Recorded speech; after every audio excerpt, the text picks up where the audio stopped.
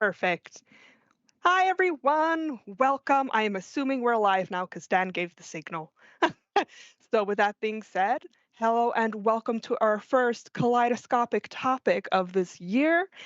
For those of you who do not know me, my name is Daniélle Viljoen. I'm a VFX artist here at Sumo Digital in Sheffield, and I am also a PRISM Diversity Champion for the ULTRAVIOLET stream, supporting marginalized and underrepresented genders. I would love it if you all could help me welcome Cinzia. Wow. I'm clapping for everyone at this point. Cinzia is an award-winning equity, diversity, and inclusion consultant here in the UK, and she's also a co-CEO at Code Coven.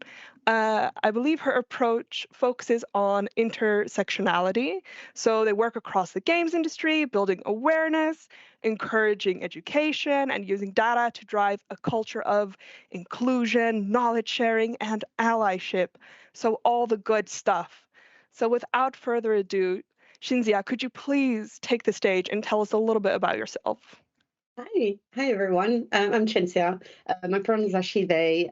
You've kind of said everything. I do equity, diversity, and inclusion, and I help run Code Coven, which is an organization that helps marginalized gender get into the games industry and gives them access to we've got an unknown user in the chat. And that gives access to opportunities and knowledge, and all the good stuff as much as we can, to help make the games industry a little bit more diverse and inclusive for everyone. Yay! What actually got you into the games industry? Well, I mean, I'm a nerd, so that kind of helped a little bit. So I kind of I locked my way into it, really, is the way that I like to talk about it. So when I moved into the UK, I was doing, like all the odd jobs, like working in pubs and customer service and everything else. And I then, like through customer service, managed to find a job in fintech. And kind of like switched from doing customer service to helping on the technical side. And yeah, just managed to through that kind of like, so it was like one of those weird products where we were doing like payment platforms and it was like being used on Steam and everything else. And so as the person that was kind of like playing the most games, I became like the person that was relied on by like the sales team and everything to talk the language of the people that they were talking to. And so they kind of like brought me into conferences and everything to be able to have that conversation.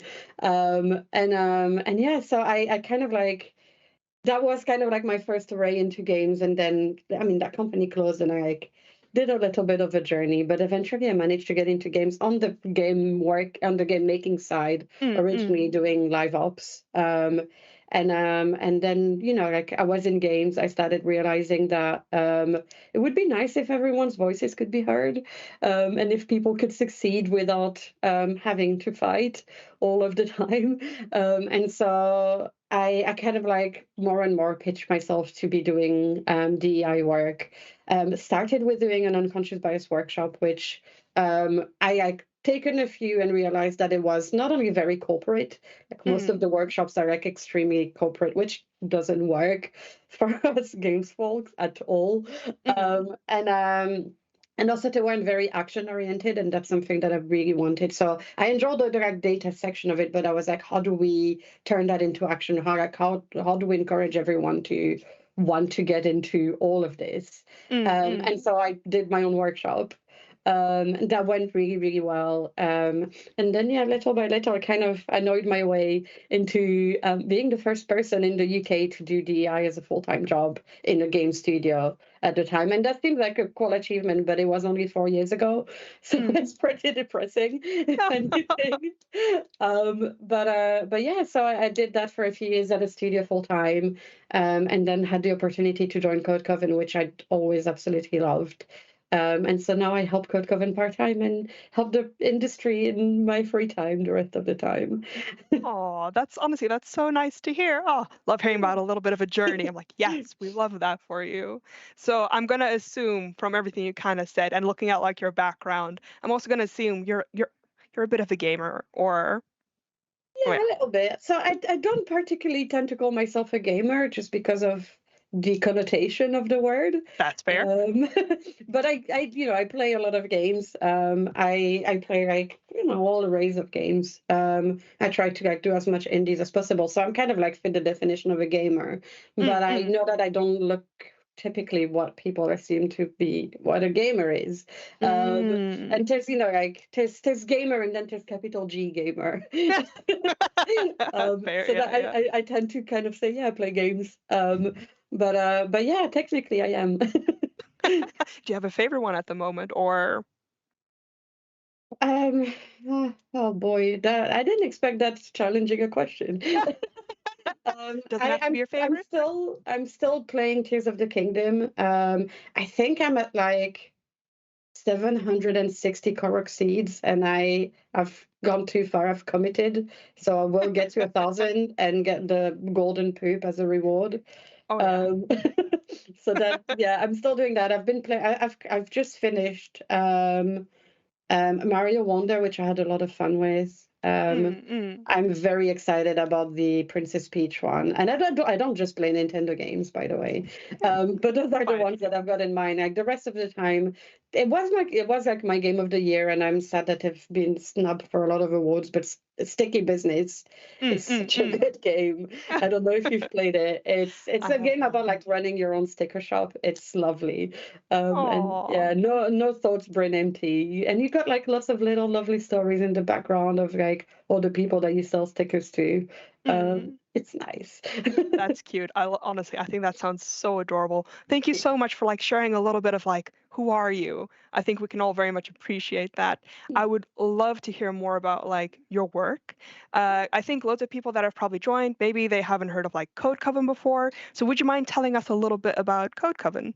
Yeah, so the kind of like the core mission of Code Coven has always been about helping marginalized people Mm, get into and be successful in the games industry. mm, And so we've kind of like had a focus on marginalized genders, but we do that from a place of intersectionality.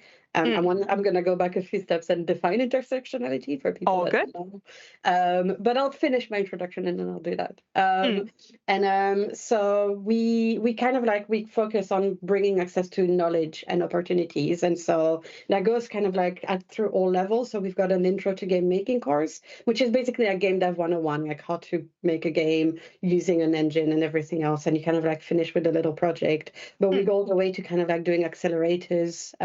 Late last year, we did an accelerator with Wings and Netflix games that was for mobile games for people that kind of like are almost ready to publish their games. It was lovely. There's so many good games that are going to come out of that. I cannot wait for everyone to see it. Oh. Um, and yeah, so this was, with like a little bit of a fund kind of like behind it. So for people that already have their studio, so we try Mm, to kind of like focus on the wide array of experiences in the games industry. So that's kind of like been the focus. And then what we started doing, like, and kind of focusing more on last year as well, on the other side, is we're doing all of this to kind of like help people get into games, but how do we mm, make sure that they succeed, that they go to studios where they're going to be able to thrive? So mm, with that in mind, we launched a studio accreditation that kind of like helps define the standards for the games industry of how people should be treated and what people should be doing to make sure that mm. their studio is inclusive. Because it's not that when we say diversity and inclusion, people think about the diversity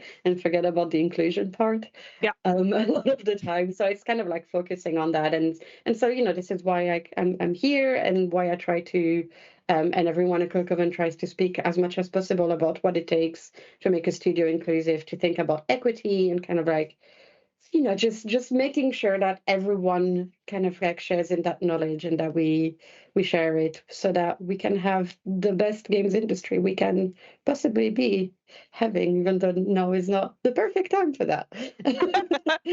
Yeah. Oh. Oh well, it happens. What do you what do you actually think that Code Coven can offer the industry right now, compared to like other consultancies or like what they aren't offering? What does Yeah. Code Coven offer?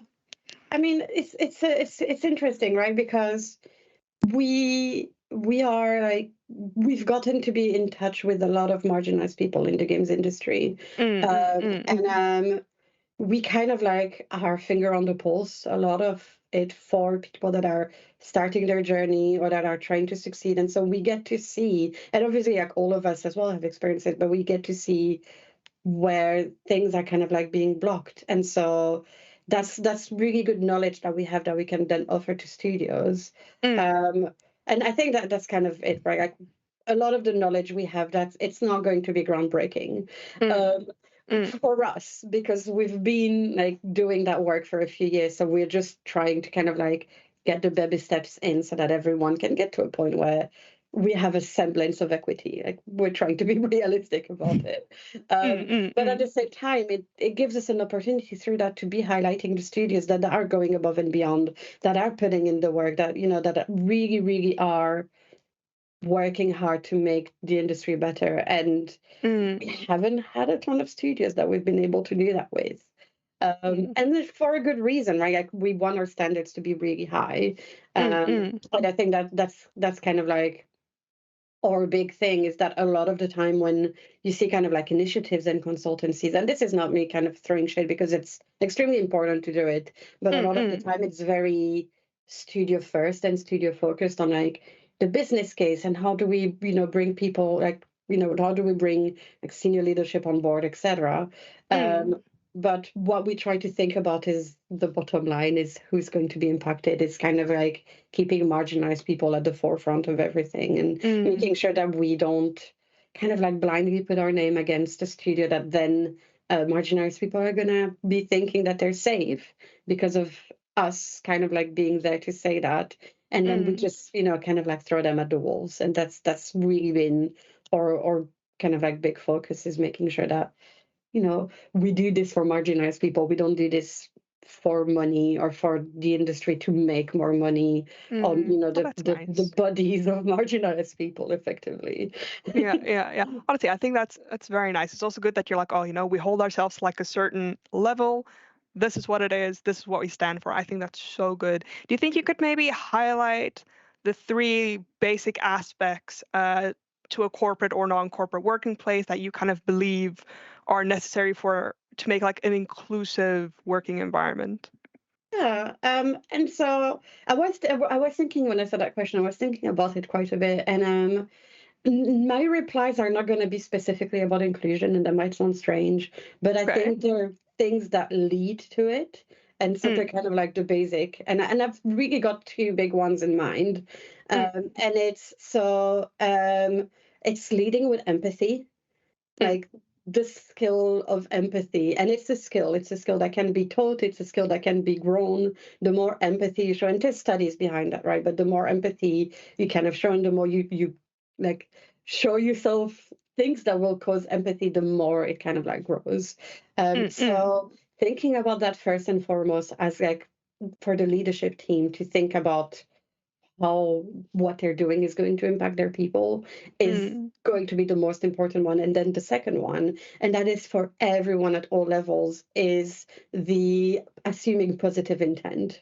And so like often people will kind of like put that with the idea of trust at the same time. But to me, you can't have trust without having the assumption of positive intent. And that's why I put it kind of like above that, because, it goes on at different levels, right? It's from like employees seeing like their leadership doing something. It's very easy to kind of like, because our brains are wired that way, to think, okay, they're doing this to harm us, right? But kind of like trying to suspend disbelief there, and try to figure out why they're doing this and how that could like benefit people. And then from the leadership team, when they're receiving any feedback, it's these people want the studio to be the best it can be. Like this is how we're going to succeed, is by listening to this feedback. And so this is why it needs to come from kind of like all sides to make it work. But I think if you lead with empathy and if everyone assumes positive intent, then you can get to a point where a studio is inclusive, because you're going to create a space that people trust, where your employees are going to tell you what they need, and then with that assumption of positive intent, you will put that into place because you know that it's going to improve things for them. And so there isn't like a checklist that you can follow, but it really is, this is like at the core, those two things really can make or break a place in terms of making it inclusive. That's nice. I really like that you said, like, oh, empathy is a skill. It can be learned. It can be improved. I'm like, that is really nice to hear. I very much agree with that as well. I'm like, yes. Could you maybe tell me in what ways have you kind of identified that marginalized gender identities are often excluded? Yeah. Sorry, no, bit of a mouthful. No, not at all. It's just, where do I start? kind of thing. I think, and this is where I like that we're talking about marginalized identities, and like I know we're going to talk a little bit more about it, but when we speak like about marginalized genders, a lot of the time we kind of like have that focus on women. The assumption when you put that focus on women is cis women, though it's not said, it just ends up being what it is. And so I think there's kind of like different levels. And this is why I want to go back to that idea of intersectionality and kind of explain what it is. And I've taken my notes for that because I don't want to get it wrong.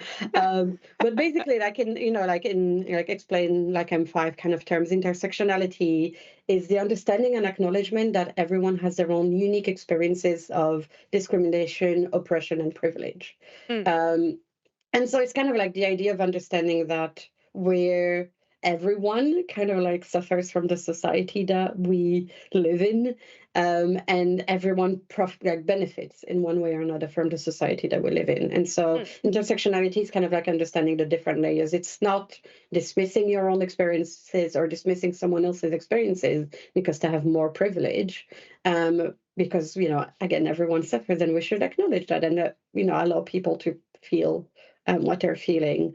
But it's kind of, it's understanding that when we're talking about marginalized people, that a Black trans woman is not going to have the same experience in life than a cis white woman. And that's kind of, that's the example that makes it very clear, right? And so when we talk about like the experiences, etc., it's really important to acknowledge that the experiences of discrimination and oppression that I'm going to have experienced, they're not good by any means, but I know that I'm also lucky in a lot of ways, and that I have privilege, and that I can use that privilege to help other people around me, without putting my voice on what they're saying, but lift them rather than pulling the ladder from under me effectively. And so that's something that I wanted to kind of like put there, because I think it's really important when we have those kind of conversations. So I think the clearest example that we can talk about is, like, we've had a ton of layoffs and redundancies in the past few months in the games industry. With a friend of mine, I kind of like decided to go knocking a little bit, and shared some surveys in the UK games industry specifically to understand what the representation looked like. I encourage you, if you've got social media, to look for me. I have a very unique name, so I don't need to send in links.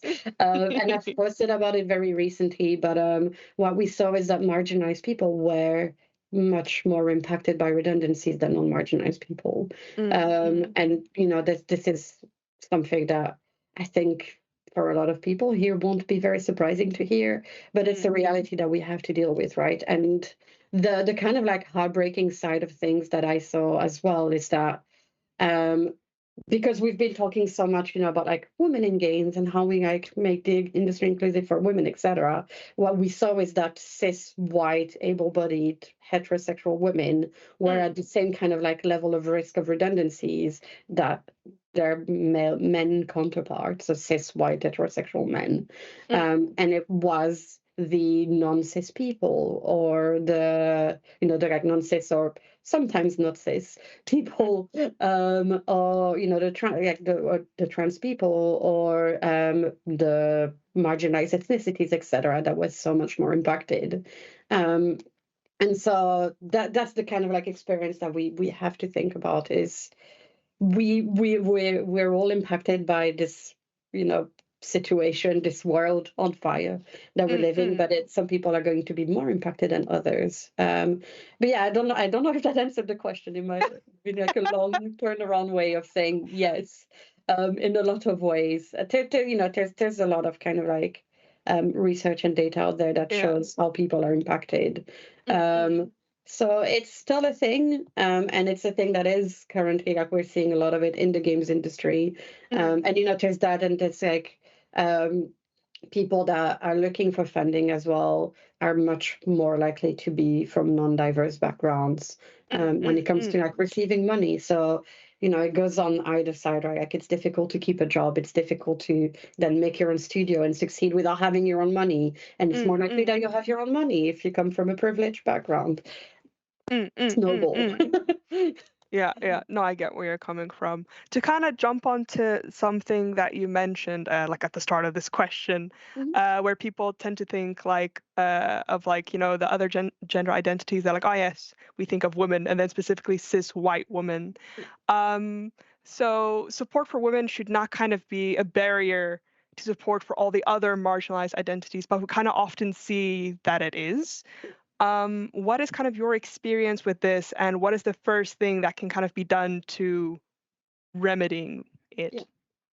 I mean, it's, I think there's like so many times where I find it extremely frustrating, because like people will be talking about, like another time where, either people might have gone to an event and like been like treated inappropriately or something. I'm trying to be vague so that we don't have to go into trigger warnings. But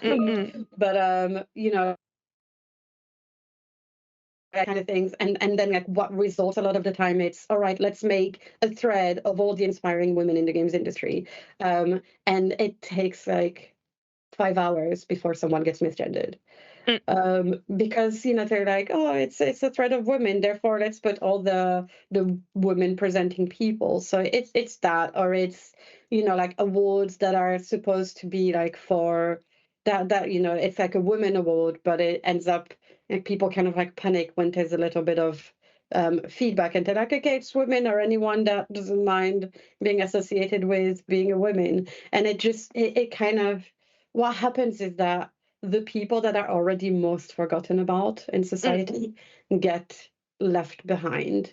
And it's and again, this is not like a woe is me thing, but it's really interesting to me how much more isolating it's been to kind of like not have those kind of spaces. When I came out, I still like, I identify as a non-binary woman, so technically I could still kind of like latch onto these things, but I don't feel comfortable because it feels like leaving a big part of my identity.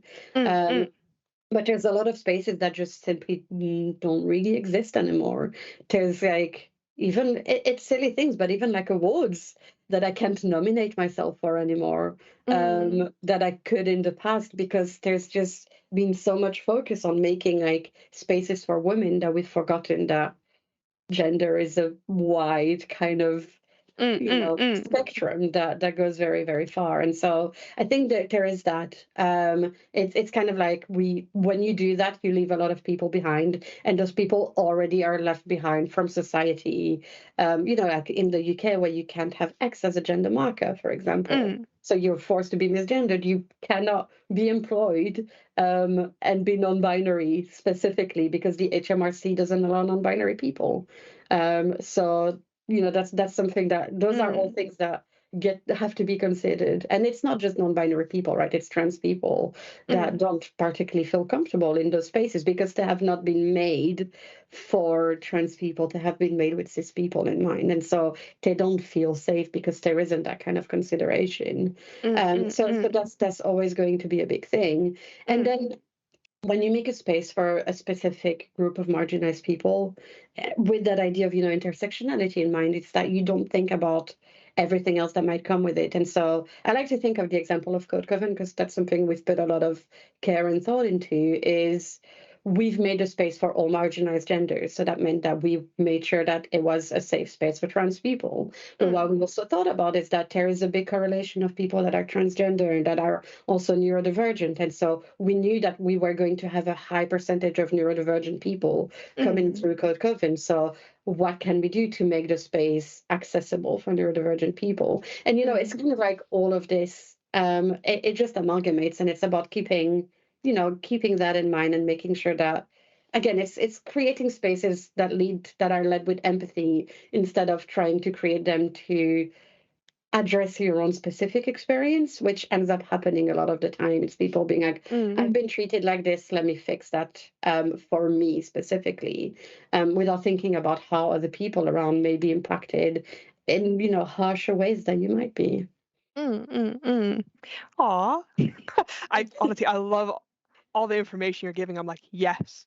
I feel like it's very insightful. What would you kind of recommend then for companies who are struggling to understand how best to support all these marginalized or oppressed genders?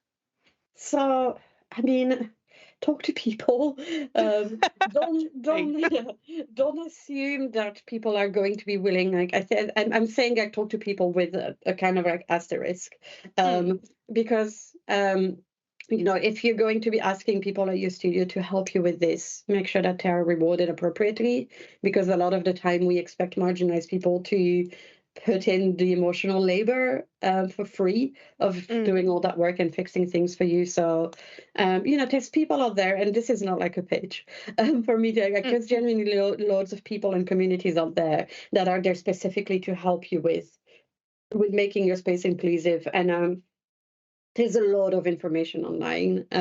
Google is free. and like, I'm not saying that as like a dig or anything, but like generally you can like look things up. I've got like 500 books behind me on like gender and like race and everything. And, you can find that information. You can find people that are willing to put themselves out there and do that emotional labor for you. So just, like, look that information up, talk to people, kind of like, don't just do everything without making sure that it works for people. But while you do all of that, just make sure that obviously, like, any feedback that you get, you appreciate, and you value. Like, very, very important that you value it, and you reward people for giving you that kind of feedback, and that you take it into action, and that you take it to heart. And if anything feels a little bit harsh, again, like positive intent, just keep that in mind so that you can make a really good space. But yeah, just also remember that there's going to be a ton of experiences that you will not understand because they are not your own, and it's not the easiest thing to understand those experiences. But keep an open mind, and just keep like, be ready to kind of like question everything, and like try not to be like very kind of like close to heart with everything that you're doing, because all the space that you're creating might work at this point in time, but it might not work in 6 months' time. And so keep that in mind, that you might have to change kind of like everything about what you're doing, but that it's going to, for the people that is going to help, is going to make a massive difference. Most people won't really see it. They will appreciate it because making a space inclusive makes it good for everyone. So it will be appreciated and might not be noticed, but the people for whom it matters, it will make a life of difference. It will just change things so much more than you can imagine. I know, I can definitely imagine. It makes life a bit easier for everyone if we all just like think a bit about each other. Even if we don't all have the same experiences, of course. Are there any companies you kind of think like, oh, they are exceptionally inclusive of like all gender identities? You don't need to name names, of course. Do they exist? Do they not? I don't think we are there yet. I have seen like a few companies that have like gone about a little bit more above and beyond than others to kind of like make sure that it's thought about. But when it comes down to it, a lot of the time, like, people are like, okay, let's think about that. But the kind of like basic conversation always ends up like being, all right, how do we hire more women? And this is on a good day, because most of the time I just have my eye twitched at people saying, how do we get females in the studio? And I'm like, well, don't say the word female, please. Yeah, it's so you're dehumanizing. We're talking about people. Yeah. So like it just kind of like comes down to that. So I can't say that I've got like a studio in particular that I could think about like they're doing like everything amazing. There are like small indie studios out there that are made by marginalized genders that are doing much better because it's their own experiences. But I think ultimately, like right now, when we talk about diversity, the conversation often ends up being about women, and I think it's and with that assumption of like it ends up being cis white women, and it is because like even though it should be the case with marginalized ethnicities as well, but privilege is invisible to those who have it. Is one of my favorite sayings. It's much more easily visible for people to realize that women are missing. Whereas if like a ton of other marginalized people are kind of like missed from the table, it doesn't get seen as easily. And so that's why that conversation kind of like happens first. And you will see it like studios that just start their journey, it always starts with women, because it's kind of like the easy win for a lot of people. And so, but that's the thing, is like, and that's fine if you want to start there, but you need to figure out how you move away from that so quickly, because otherwise you're just going to recreate the same systems of oppression, just with a different flavor. Yeah, literally. I like different flavor. Like, yes, I agree. So as I kind of understand, you have a very specific focus on data when considering how to drive inclusion. So when it comes to like specific issues of gender equity across all genders, what are you kind of learning from the data in the UK? Are we moving in a good direction at least? We were. Oh no. in like start of 2023, we had made so much kind of like advancement in the industry, and like we saw with the UK census that they did in the UK games industry about representation, that we had 3%. I don't have notes. We had 3% of people in the games industry that are transgender, and that's compared to, I think, the data is like 0.1% in the whole of the UK. So it's like it was a kind of like a great improvement, and so we were seeing an industry that kind of like looked like we might be headed in the right direction. And then people started getting made redundant, and we've seen studios where with the layoffs, their whole diversity and inclusion team was gone, like every single one of them. And so obviously, when it comes to kind of like negative impact, marginalized people are that much more likely to be impacted. And I have like, because again, data is my thing. I have a bunch of data on that that shows that that's the case. And so I think like the kind of like big one is we had that 3% of people that are transgender in the games industry, but we've seen that like roughly from the people that were asked, 9% of people at risk of redundancies were people that were trans. So that 3% is going to massively decrease as a result of that, right? So I think there's still like studios, the ones that are less impacted, that are still continuing to make that journey and to take that journey. But we've definitely taken a few steps back for sure. And it's a big shame. But I do, like my kind of like trying to keep a positive outlook for everything is that I do genuinely believe that all of this is going to mean that like we're going to have a massive kind of like new wave of indies. And we're going to see all those marginalized people kind of making games, and hopefully, like our hope is that Code Coven can help them kind of with finding funding and everything else, and then we'll just have like extremely exciting and cool games that are going to get made as a result of that happening. And I hope so. I hope that that's the case. And that's kind of like my trying to keep a positive outlook on all of that, of like, there's going to be something positive on the other end. It doesn't change how bad the situation is, obviously, but it just, I like to think about it to give me some hope for the future of games. Oh, yeah. No, I get that. It's very hard when you start off good and then it dips and you're like, oh no. Yeah. But yeah, indeed, you just gotta keep a little bit of a positive mindset about it, especially like we have places like Code Coven now, which is like amazing. And I do want to ask before I forget. So you're, as we've mentioned like before, like at the start of this conversation, you are like a CEO at Code Coven. I'm sure that must be great. How are you finding it? Do you like it? What gets you like excited about Code Coven itself then? Yeah, I'm co-CEO. I'm not going to take all the credit. I do that with Tara, which is absolutely amazing. I was the kind of like history that I've got with Code Coven is that in 2020, when I was kind of like starting to be a bit more public about all this like DEI stuff, I was kind of like going out and like trying to speak to people and getting a lot of rejections about speaking about it. Code Coven approached me to speak, and two were the first people that did it. And at the time, and this was like very early 2020. To just kind of like they were very, very early in their journey and they just started, and the whole kind of like thing was like, this is a space for women.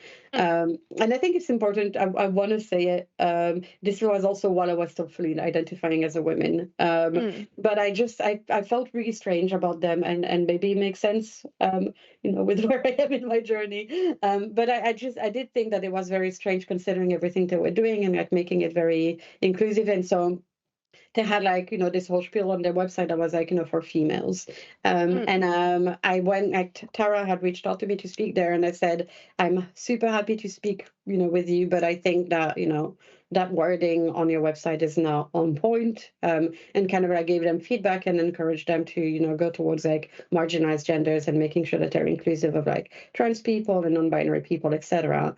They just did it.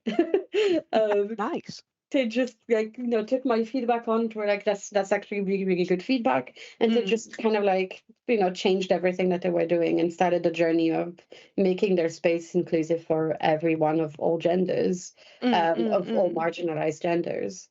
And that was the moment where I was like, this is a really, really good place. And so I kind of like made sure that I was supporting them as much as I could in the background. And so it's been a dream to be able to now be a part of that.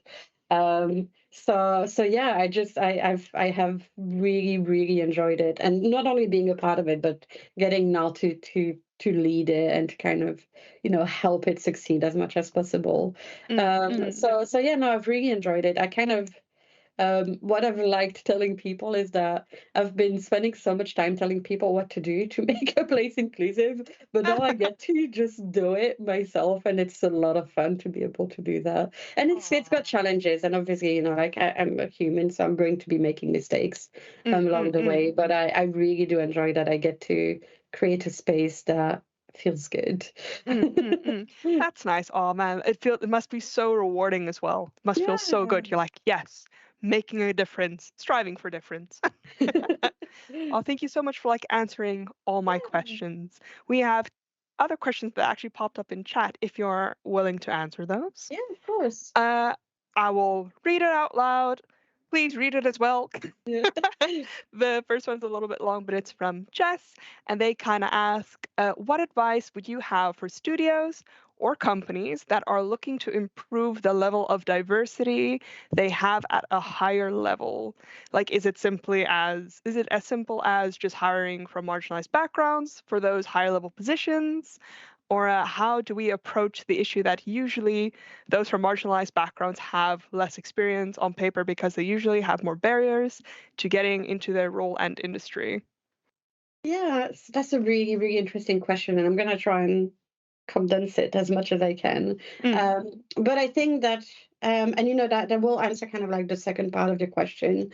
Importantly, I think that when you're doing that and when you're looking to kind of like give advice, it's important to I almost wish that it was called like inclusion and diversity rather than diversity and inclusion, because to me, inclusion needs to come first. So before you go and kind of like make sure that you hire and bring, more diversity at all levels, have a think about how your studio is, what policies you can change, like how can you make your space more inclusive for everyone, and how can you make sure that everyone succeeds. And so there's things that you can do, like, starting to track your opportunities. So who gets assigned opportunities and how that kind of like leads to, long-term growth. And, it's not like super simple because like opportunities is a very blurry, vague term. But, it's where a lot of growth happens.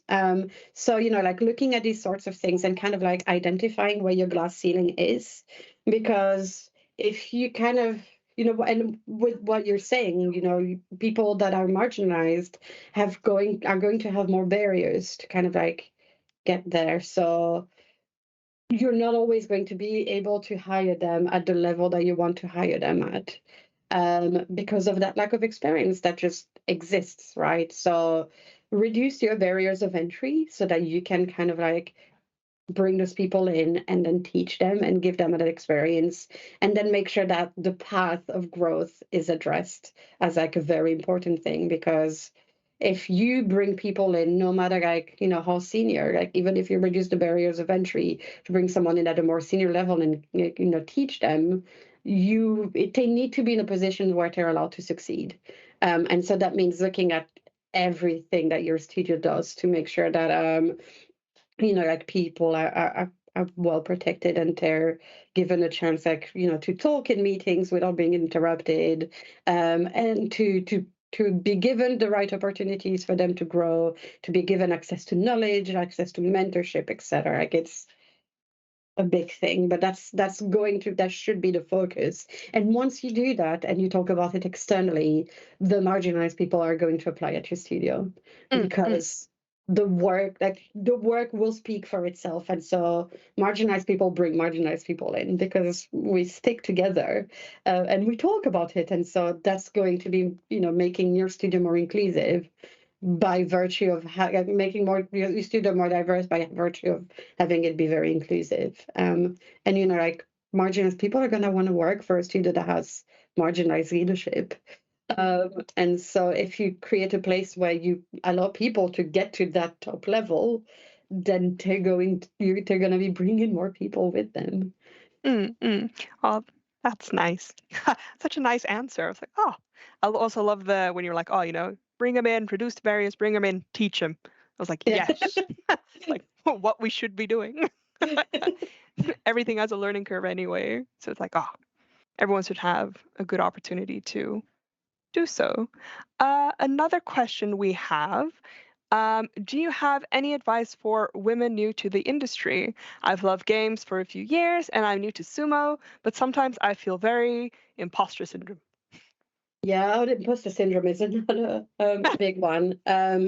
It's very normal to feel like you've got imposter syndrome, particularly when you're marginalized in games, because you do feel like you have to prove yourself a lot of the time, and people are going to kind of like make you feel a bit diminished and then diminish your accomplishments.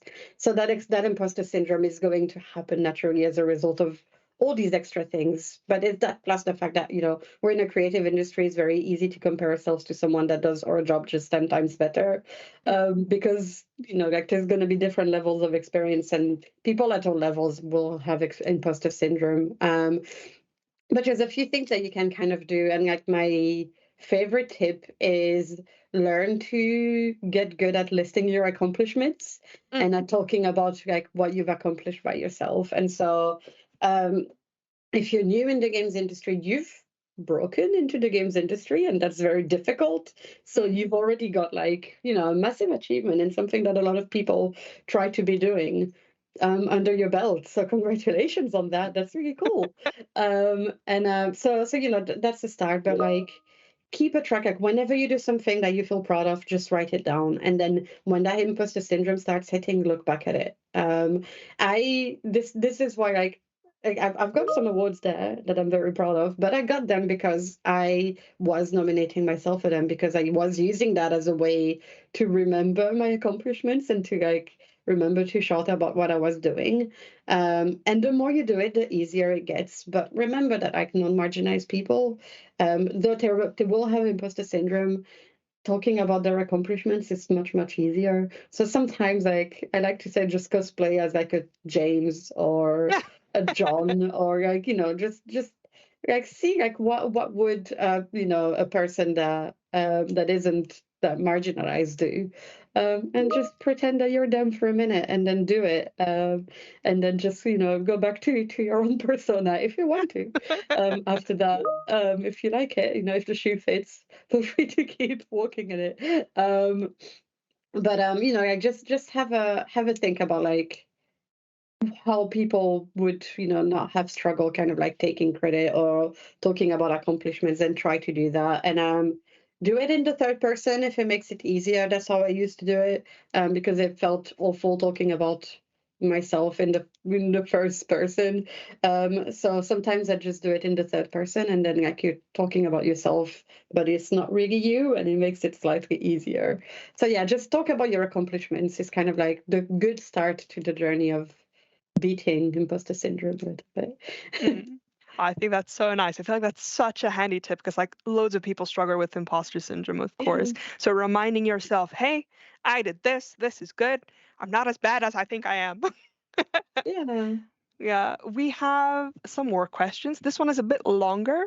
Feel free to read with me. If you feel like this one's a bit complicated, we can also always answer it later on. Yeah.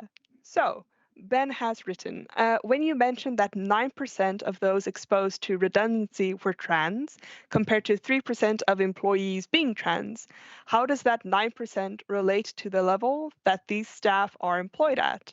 Or to put the question another way, as the shift to 3% is still a fairly new development, are these people inherently at the lower end of the corporate hierarchy and as such more at risk of redundancy, assuming that is the case? What steps should we kind of take to overcome this? Yeah. So I will encourage you, and this is not like me just being like, look at my Twitter, but I'll encourage you to kind of like look at the full thread. So basically from like the people that I've gathered the information from, we did see that the people being like at risk of redundancy or being made redundant were at kind of like all levels of seniority. So we are likely to see more marginalized people at a more junior level because that's just, how we are at this point in the industry. But we did see that like people that were mid-level and above were more likely to be kind of impacted by redundancy. So what that means is that those marginalized people were likely to be at a more senior level, which is that much more heartbreaking in a way. So, it kind of like, it wasn't consistent with, which is what I expected. I was like, all right, so a lot of like junior people got made redundant and they were all marginalized, and therefore that happened. But it was kind of like the opposite, which was a surprise. And so I think there were like other kind of like factors at play here, unfortunately. The kind of like question on bias, I think, is a very, very big one to answer. But this is like when people are making those very, very difficult decisions about redundancy, it's important that that idea of like representation at the studio is kept in mind, that they are looking at who they're kind of like making the decisions for, and really, really thinking about that. And this is why, like when we're seeing full DI teams kind of like being a part of the chopping block, then that's not going to help because no one is kind of there to look at it. So this is like, that's, I think, like a big answer to that question is thinking about unconscious bias. And sometimes it might be conscious, but a lot of it will be unconscious bias. And I might not go into that because that's like a whole 2-hour training, basically. Fair. That's more than okay. That's honestly like that was super interesting to hear that, you would think it would be everyone in like lower in the hierarchy, quote unquote. And to hear that it's like mid-level and senior, like, whoa. I think because it's like reversed, it's one of those where if it was someone who's junior, you'd be like, ah, yes, disappointed, but not surprised. Yeah. But mid-level senior, you're like, oh yeah, surprised and disappointed. Nice. Yeah. Exactly. What a combo. Some more questions. So across your work in the EDI sphere, either in studio or with Code Coven, what are some of your proudest achievements and what long-term impacts do you feel those achievements have had? Oh, thank you. I was just talking about, like listing your achievements, and so someone's put me on blast about having to do that. But I appreciate it, and I will do that without flinching, I'm sure. I think one of the things that I love to look back on with kind of like was kind of like the moment, the like almost like light bulb moment of how I want to be doing what I'm doing. And it was very, very early on in that kind of journey. So it was in 2019, so back when people were working inside the studio, believe it or not. At the place that I was working at, we kind of like for the first time put on a Pride event. And I was, I'd already been doing a lot of work to kind of like help the studio be more inclusive, etc. I wasn't doing it like officially as a full-time job, but I was doing a lot of work towards it. And so I'd helped put on that week-long Pride event. It was a cute week-long event, tiny one. And so the idea is that like through the week we'd had people come in and talking about their experiences, etc.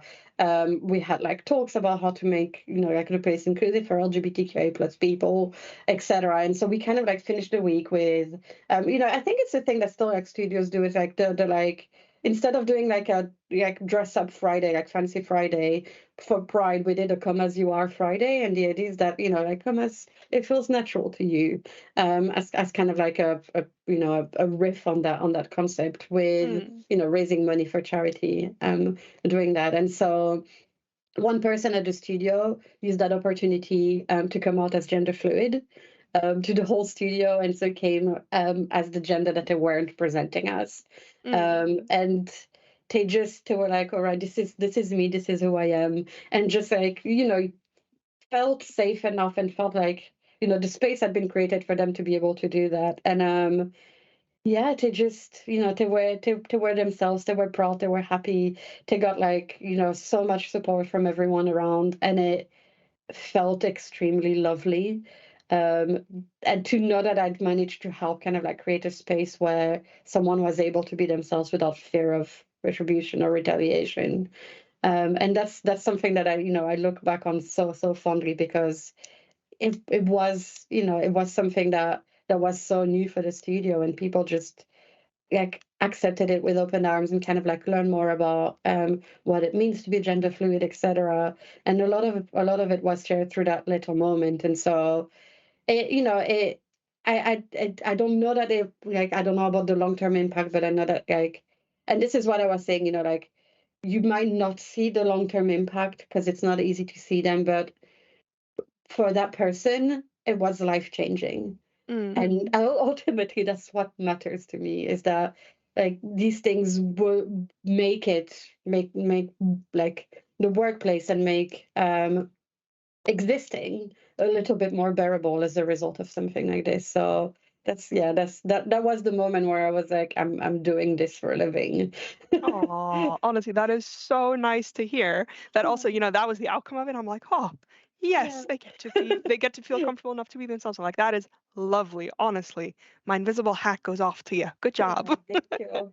I've gotten to see more people kind of like come out while I was working there, come out That's as trans nice. or something, and kind of like seeing the outpouring of support. And every time it happens, I would just like have a little cry on my own, like a little happy tear cry of just, this is so nice. Oh, honestly, that is so precious. We love to see it. We have one more question and then we'll wrap it up, seeing as we just have like 2 more minutes left. But for leaders who want to be more inclusive, but don't necessarily have the tools to put that intent into action, what would you recommend they do to move along their inclusion journey at the start? Yeah, I mean, please talk to me. I would love to help you with that.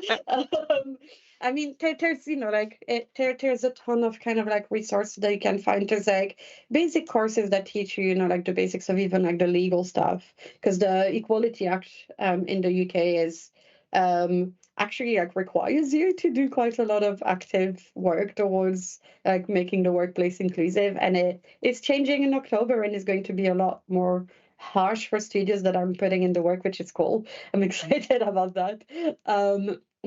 Yeah, so I, kind of have a look, like start doing some research, look for people that are willing to help, because there's a ton of people out there. And again, I think this is the empathy and the positive intent. So start like reaching to your people for feedback. Ask them, how you could do things better.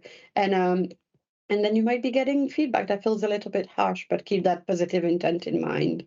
And just work with what people say is the biggest priority, and you'll be getting, like if you do it that way, you'll be kind of like getting wins throughout your journey of making the studio more inclusive, which will help you feel motivated and want to do more of it. Because it will take the right things in your brain. So it's worth doing. Just listen to people that are willing to talk to you about it. And yeah, just start the journey and like learn loads about it. And I like it's a big question. So generally do like whoever's written it, please reach out to me and I can talk quite a bit more about it. Aw, awesome. Thank you so much. And thank you everyone else for joining us. Please do check out Cinzia's work and also check out Code Coven. They are amazing, as we've heard. Thank you all so very much. Have a great day, everyone. So with that being said, bye. Thank you.